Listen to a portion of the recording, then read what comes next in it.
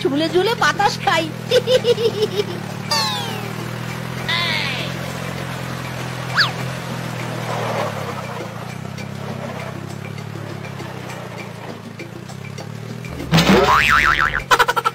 এ ছি ছি ছি ছি, এই বাঘটা পচা, কি করে দিল আমার শরীরটা, বেয়াদব বাঘ পচা।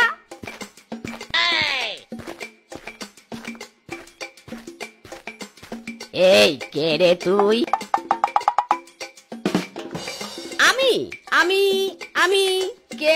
আমি কে? ও, মনে পড়েছে, আমি আমার মায়ের ছেলে।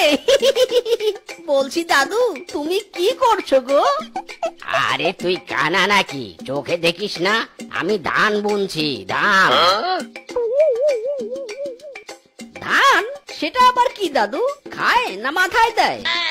পাগলের পাল্লায় পড়লাম। আরে বেটা, এগুলো ধানের বীজ, এগুলো চাষ করে খাওয়া যায়, আবার বিক্রিও করা যায়, বুঝেছিস? ওমা ওমা, তাই নাকি? তাহলে আমি বউ রোপণ করবো আর বউ চাষ করবো। পাগল দেখেছি, তোর মতো পাগল দেখিনি। বউ নাকি চাষ করে? এই যা, ভাগ এখান থেকে, যত সব পাগল ছাগলের দল।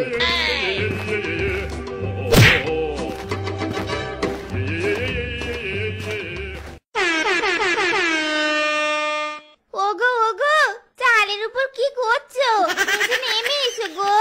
না, আমি নামবো না, আমার বউ আসলে নামবো। ওরে হারামজাদা, আমি তোর বউ রে, নিচে নাম বলছি। না, তুমি আমার বউ না, তুমি তো আমার মা। মা কখনো বউ হয় নাকি? না, এই পাগলের পাগলামি আমি আর সহ্য করতে পারছি না, আমার আর সহ্য হচ্ছে নি।